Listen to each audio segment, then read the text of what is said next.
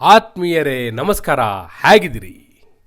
ನೋಡಿ, D K Shivakumar ಹಾಗೂ ಸಿದ್ದರಾಮಯ್ಯ ನಡುವೆ ಪ್ಯಾಚಪ್ ಮಾಡಲಿಕ್ಕೆ ಈ ಬ್ರೇಕ್ಫಾಸ್ಟ್ ಮೀಟಿಂಗ್ನ ಡ್ರಾಮಾ ಮಾಡಿದ್ರಲ್ಲ, ಹೈಕಮಾಂಡ್ ಮಾಡಿದಂತಹ ಎಲ್ಲ ಪ್ರಯತ್ನ ನೀರಲ್ಲಿ ಹೋಮ ಮಾಡಿದಂತಾಗಿದೆ. ಇವತ್ತು ಏನಾಗಿದೆ ಗೊತ್ತಾ? ಅದು ಬೆಳಗಾವಿಯಲ್ಲಿ ಈ ಲೆವೆಲ್ಗೆ ಹೋದ್ಮೇಲೆ ಇನ್ನು ಯಾರ ಮಾತು ಯಾರೂ ಕೇಳಲ್ಲ ಅಂತ ಆಗೋಯ್ತು. ಕಾಂಗ್ರೆಸ್ ಹೈಕಮಾಂಡ್ಗೆ ಡೋಂಟ್ ಕೇರ್ ಅನ್ನುವಂಥ ಮೆಸೇಜ್ ಹೋಗಿದೆ. ಏನೋ ಯತೀಂದ್ರ ಒಂದು ಹೇಳಿಕೆ ಕೊಟ್ಟರು ಅನ್ನೋದಲ್ಲ, ಅಥವಾ ಇಕ್ಬಾಲ್ ಹುಸೇನು ಆ ಬಸವರಾಜ ಶಿವಗಂಗಾ ಏನು ಹೇಳಿಕೆ ಕೊಟ್ಟರು ಅಂತ ಅಲ್ಲ, ಅದನ್ನು ಮೀರಿದಂಥ ಬೆಳವಣಿಗೆ ಆಗಿದೆ. ಈ ಲೆವೆಲ್ಲಿಗೆ ಹೋದ್ಮೇಲೆ ನಾನು ಹೇಳ್ತೀನಿ ಕೇಳಿ, ಈ ಹಂತಕ್ಕೆ ಹೋದ್ಮೇಲೆ ಇದೆಯಲ್ಲ, ಬಹುಶಃ ಇನ್ನು ಏನು ಬೇಕಾದರೂ ಆಗ್ಬೋದು, ಬೆಳಗಾವಿಯಲ್ಲೇ ಏನು ಬೇಕಾದರೂ ಆಗ್ಬೋದು ಕಣ್ರಿ. ಅದು ಆಗೋಗ್ಬಿಟ್ಟಿದೆ ಇವತ್ತು, ಅಂತಹ ಡೆವಲಪ್ಮೆಂಟ್ ಆಗಿದೆ. ಹಾಗಾದರೆ ಏನಾಗಿದೆ, ಅಂಥದ್ದೇನಾಯಿತು? ಅದು ಕೂಡ ಅಧಿಕೃತವಾಗಿ ಕಣ್ಣಿಗೆ ಕಾಣುವ ಹಾಗೆ, ಕಿವಿಗೆ ಕೇಳುವ ಹಾಗೆ, ಹೈಕಮಾಂಡ್ ಕೂಡ ಓದುವ ಹಾಗೆ. ಇದೊಂದು ರೀತಿ ಹೈಕಮಾಂಡ್ಗೆ ಸವಾಲೆಸ್ದಾಗೆ, ಚಾಲೆಂಜ್ ಎಗೇನೆಸ್ಟ್ ಹೈಕಮಾಂಡ್. ಯಾರು ಮಾಡಿದ್ಯಾರು, ಎಂತೆಂಥ ಹೇಳಿಕೆ ಬಂತು, ಏನೆಲ್ಲ ಆಯಿತು, ಏನೆಲ್ಲ ಘೋಷಣೆಗಳು ಕೇಳಬಂತು. ಆ ಎಲ್ಲ ವಿವರಗಳನ್ನ ಕೊಡೋ ಸಲುವಾಗಿಯೇ ನಾನು ಬಂದಿದ್ದೇನೆ. ಆತ್ಮೀಯರೇ, ವಾರ್ತೆ ವಿಶೇಷ ಕಾರ್ಯಕ್ರಮಕ್ಕೆ ಸ್ವಾಗತ. ನಾನು ವೀರೇಂದ್ರ ಉಪ್ಪುಂದ. ನೋಡಿ, ಸಿದ್ದರಾಮಯ್ಯನವರು ಹಾಗೂ ಡಿ ಕೆ ಶಿವಕುಮಾರ್ ನಡುವೆ ಹೇಗಾದರೂ ಮಾಡಿ ಒಂದು ಪ್ಯಾಚಪ್ ಮಾಡಬೇಕು. ಅಟ್ಲೀಸ್ಟ್ ಅಲ್ಲಿ ಪಾರ್ಲಿಮೆಂಟ್ ಸೆಷನ್ನು, ಇಲ್ಲಿ ಬೆಳಗಾವಿ ಅಧಿವೇಶನ ಎರಡು ಮುಗಿಯೋವರೆಗೂ ಆದರೂ ತಣ್ಣಗಿರಲಿ ಅಂಥೇಳಿ ಸ್ವತಃ ವೇಣುಗೋಪಾಲ್ ಮಾತನಾಡಿ, ಮೊದಲು ಸಿದ್ದರಾಮಯ್ಯನವ್ರ ಮನೆಯಲ್ಲಿ, ಅದಾದಮೇಲೆ ಡಿ ಕೆ ಶಿವಕುಮಾರ್ ಮನೆಯಲ್ಲಿ ಎರಡೆರಡು ಬ್ರೇಕ್ಫಾಸ್ಟ್ ಮೀಟಿಂಗ್ನ ಮಾಡಿಸಿದ್ರು. ಹೊರಗಡೆ ಬಂದು ಹೇಳಿಕೆನೂ ಕೊಟ್ಟರು. ಆಗ ಹೇಳಿಕೆ ಕೊಟ್ಟಾಗಲೂ ಏನು ಹೇಳಿದ್ರು ಅವರು? ಹೈಕಮಾಂಡ್ ಹೇಳಿದೆ, ಅದಕ್ಕೆ ಜೊತೆ ಕೂತ್ಕೊಂಡು ತಿಂಡಿ ತಿಂದಿದ್ದೀವಿ ಅಂದಿದ್ರು. ಅಂದರೆ ಇದೆಲ್ಲವೂ ಕೂಡ ಪ್ಯಾಚಪ್ ವರ್ಕ್ ಅನ್ನೋದು ಮೇಲ್ನೋಟಕ್ಕೆ ಕಾಣಿಸ್ತಾ ಇತ್ತು. ಯಾಕಂದರೆ ಅದು ಬಿರುಕಲ್ಲ, ದೊಡ್ಡ ಕಂದಕ. ಆ ಕಂದಕ ಅದನ್ನು ಅಷ್ಟು ಸುಲಭ ಅಲ್ಲ ಮುಚ್ಚೋದು.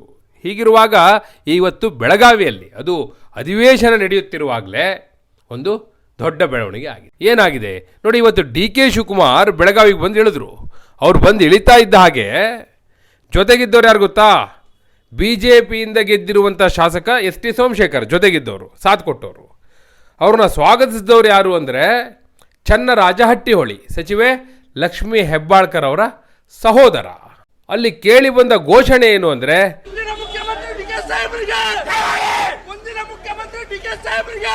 ಮುಂದಿನ ಮುಖ್ಯಮಂತ್ರಿ ಡಿ ಕೆ ಶಿವಕುಮಾರ್ಗೆ ಅಂತ ಹೇಳಿ ಘೋಷಣೆ.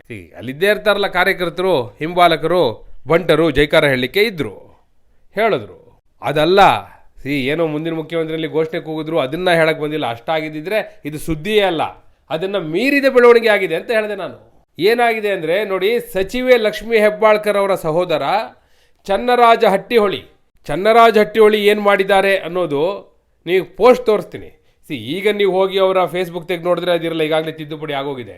ಏನು ಮಾಡಿದ್ರು ಅಂದರೆ, ಡಿ ಕೆ ಶಿವಕುಮಾರ್ ಬರ್ತಿದ್ದ ಹಾಗೆ ಚನ್ನರಾಜಹಟ್ಟಿಹೊಳಿ ಸ್ವಾಗತ ಕೋರಿದ ನಂತರ ಅವರ ಫೇಸ್ಬುಕ್ನಲ್ಲಿ ಪೋಸ್ಟ್ ಏನಪ್ಪ ಅಂದರೆ, ಚಳಿಗಾಲದ ಅಧಿವೇಶನದಲ್ಲಿ ಭಾಗವಹಿಸಲು ಬೆಳಗಾವಿಯ ಸಾಂಬ್ರಾ ವಿಮಾನ ನಿಲ್ದಾಣಕ್ಕೆ ಬಂದಿಳಿದ ಮುಖ್ಯಮಂತ್ರಿ ಡಿ ಕೆ ಶಿವಕುಮಾರ್. ಏನೇಳಿ?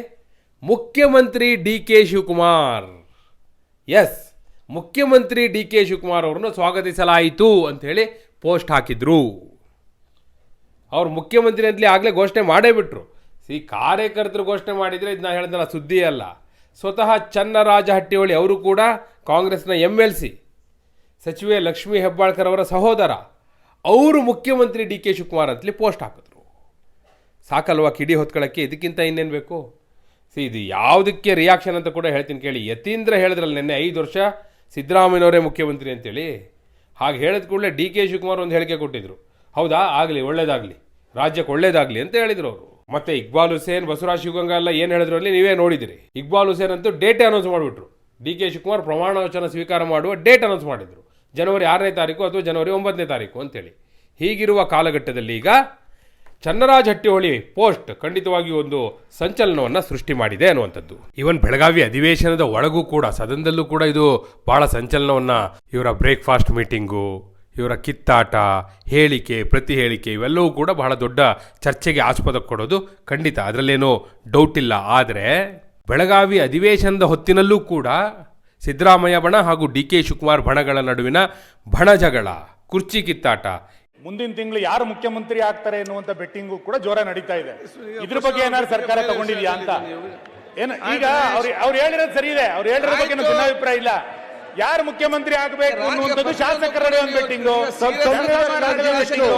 ಇವೆಲ್ಲವೂ ಕೂಡ ನಡೀತಾ ಇದೆ. ತಗೊಳ್ಬೇಕಲ್ಲ, ಇದಕ್ಕೊಂದು ಏನಾದ್ರು ಪರಿಹಾರ ಬೇಕಲ್ಲ. ಅದು ಆಯ್ತು, ಪರಿಹಾರ ಸಿಗ್ತದೆ ಈಗ. ಆಯ್ತು, ಈಗ ನೆಕ್ಸ್ಟ್ ಹೊರಟಿದ್ದೇವೆ. ಆದಷ್ಟು ಕಡಿಮೆ ಮಾಡ್ತಕ್ಕಂಥ ಪ್ರಯತ್ನವನ್ನು ನಾವು ಮಾಡ್ತೇವೆ. ಮನೆ ಅಧ್ಯಕ್ಷರೇ, ಒಂದೇ ನಿಮಿಷ. ಬೆಟ್ಟಿಂಗ್ಗಳ ಬಗ್ಗೆ ಬಹಳ ಸುದೀರ್ಘವಾಗಿ ಮುಖ್ಯಮಂತ್ರಿ ಗೃಹ ಸಚಿವರು ಉತ್ತರ ಕೊಟ್ಟಿದ್ದಾರೆ. ಅವರ ಕ್ರಮ ನಾನು ಶ್ಲಾಘಿಸ್ತೇನೆ. ಆದರೆ ಇತ್ತೀಚೆಗೆ ಮುಂದಿನ ತಿಂಗಳು ಯಾರು ಮುಖ್ಯಮಂತ್ರಿ ಆಗ್ತಾರೆ ಎನ್ನುವಂತ ಬೆಟ್ಟಿಂಗು ಕೂಡ ಜೋರ ನಡೀತಾ ಇದೆ. ಇದ್ರ ಬಗ್ಗೆ ಏನಾದ್ರು ಸರ್ಕಾರ ತಗೊಂಡಿದ್ಯಾ ಅಂತ ಏನು? ಈಗ ಅವ್ರು ಹೇಳಿರೋದು ಸರಿ ಇದೆ, ಅವ್ರು ಹೇಳಿರೋ ಬಗ್ಗೆ ನನ್ನ ಭಿನ್ನಾಭಿಪ್ರಾಯ ಇಲ್ಲ. ಯಾರು ಮುಖ್ಯಮಂತ್ರಿ ಆಗಬೇಕು ಅನ್ನುವಂಥದ್ದು ಶಾಸಕರ ಒಂದು ಬೆಟ್ಟಿಂಗು, ಇವೆಲ್ಲವೂ ಕೂಡ ನಡೀತಾ ಇದೆ. ಇದಕ್ಕೆ ಮತ್ತೆ ಪ್ಯಾಚಪ್ ವರ್ಕ್ ಮಾಡಲಿಕ್ಕೆ ಹೈಕಮಾಂಡೇ ಎಂಟ್ರಿ ಆಗಬೇಕಾಗ್ಬೋದಾ? ಸೊ ಆ ಸಾಧ್ಯತೆ ಕೂಡ ಕಾಣಿಸ್ತಾ ಇದೆ. ಈಗ ಹಿಂಗೆ ಹೋದರೆ ಹೈಕಮಾಂಡ್ ಸುಮ್ಮನೆ ಕೈ ಕಟ್ಕೊಂಡು ಕೊಡ್ಲಿಕ್ಕೆ ಬರೋದಿಲ್ಲ. ಮತ್ತು ರಾಜ್ಯ ಸರ್ಕಾರ ಖಂಡಿತವಾಗಿಯೂ ಮುಜುಗರಕ್ಕೆ ಸಿಲುಕುತ್ತೆ. ನಿಮ್ಮ ಪ್ರಕಾರ ಈ ಕಿತ್ತಾಟ ಇದನ್ನು ಬಗೆಹರಿಸಲಿಕ್ಕೆ ಹೈಕಮಾಂಡೇ ಎಂಟ್ರಿ ಆಗಬೇಕಾಗ್ಬೋದಾ? ಅಥವಾ ಹೈಕಮಾಂಡ್ ಕೂಡ ಇವ್ರು ಏನಾದರೂ ಮಾಡ್ಕೊಳ್ಳಿ, ಇನ್ನೆಷ್ಟು ಮಾಡೋದು ಅಂಥೇಳಿ ಕೈ ಚೆಲ್ಲಿ ಕೂತ್ಕೋಬಹುದಾ? ಇದನ್ನು BJP ಅಡ್ವಾಂಟೇಜ್ ಆಗಿ ತಗೋಬೋದಾ? ಏನಾಗಬಹುದು? ಈ ಕುರ್ಚಿ ಕಿತ್ತಾಟದ ಪರಿಣಾಮ ಏನು ಅಂತ ನೀವು ಪರಿಭಾವಿಸ್ತೀರಿ? ನಿಮ್ಮ ಅಭಿಪ್ರಾಯವನ್ನು ಕಮೆಂಟ್ ಮೂಲಕ ತಿಳಿಸಿ. ಹಾಗೆ ನೀವಿನ್ನೂ ವಾರ್ತೆ ಚಾನಲ್ನ ಸಬ್ಸ್ಕ್ರೈಬ್ ಮಾಡಿಲ್ಲ ಅಂದರೆ ಈಗಲೇ ಸಬ್ಸ್ಕ್ರೈಬ್ ಮಾಡಿ. ಧನ್ಯವಾದ.